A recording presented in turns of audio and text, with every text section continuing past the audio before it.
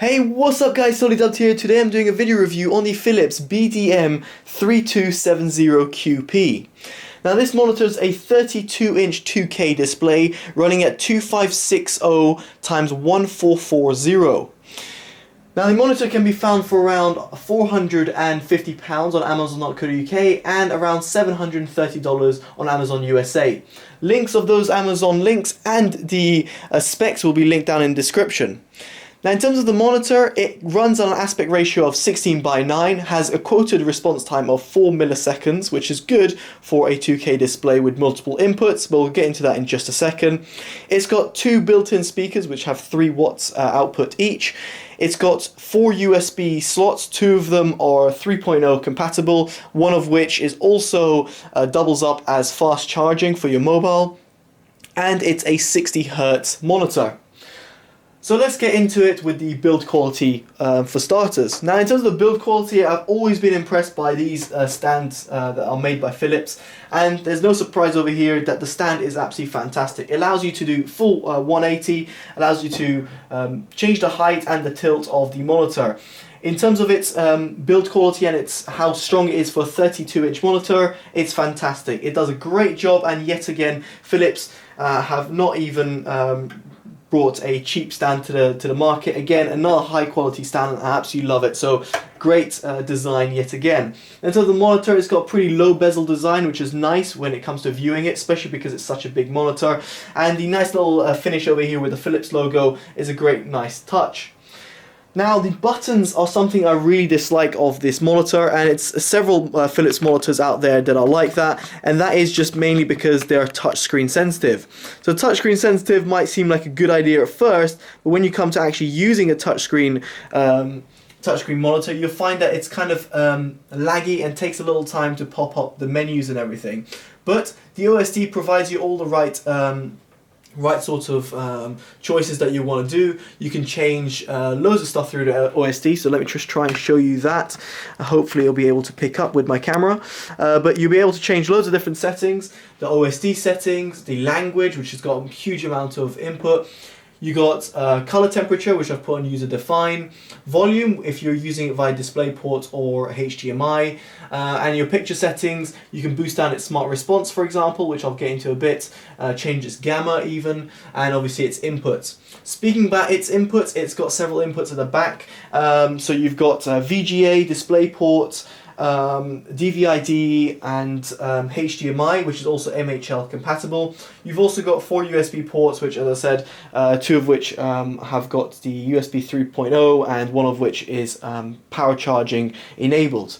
So in terms of the overall OSD, yet again it's great from Philips, but the touch sensitive buttons are a little bit annoying to use, at least in my opinion.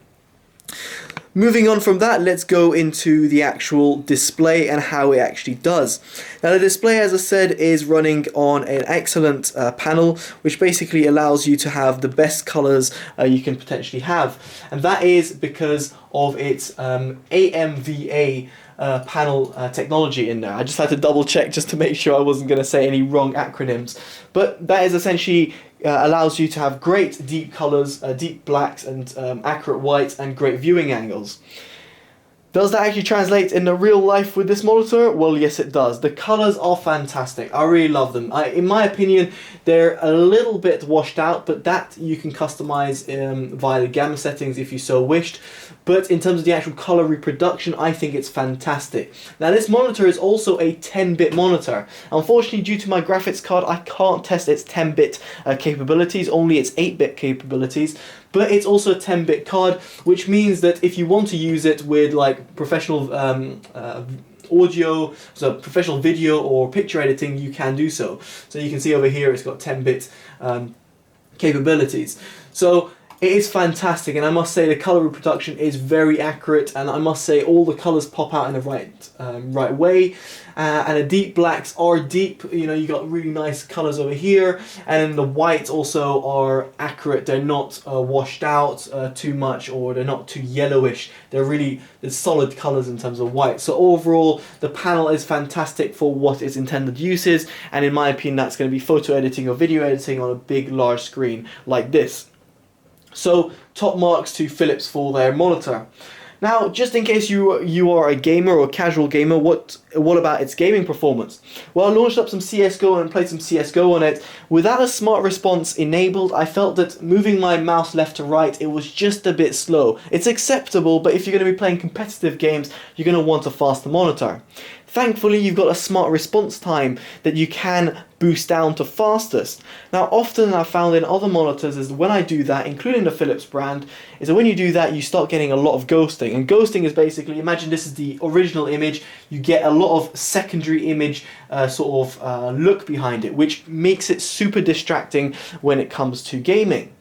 Fortunately enough, due to its actual stock specs of 4 milliseconds, at least those quoted specs of 4 milliseconds, its response time actually was quite good, and therefore the input lag was not bad either.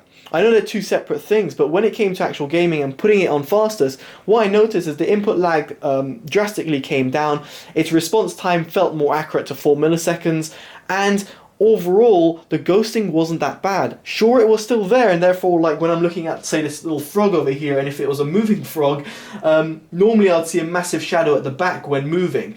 But with the smart response on fastest, I could still notice a little bit of ghosting, but not so much. Which means, okay, in fast racing games you might be annoyed at using that, but when it comes to shooters, I think people who are realistically casually gaming are not going to care, but people competitively gaming but want these sort of specs can use the fastest mode on smart response, which basically allows you to have a much better gaming enabled monitor.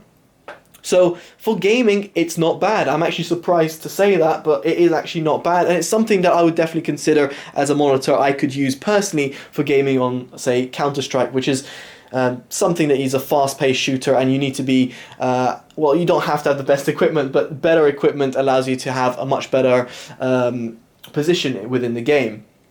So overall, guys, for its price and for its functionalities, and considering it's also a 10-bit monitor, and I forgot to mention it's flicker free, which means that you're not going to have PWM flicker annoying your eyes over time, which is something I experienced with my own personal monitor.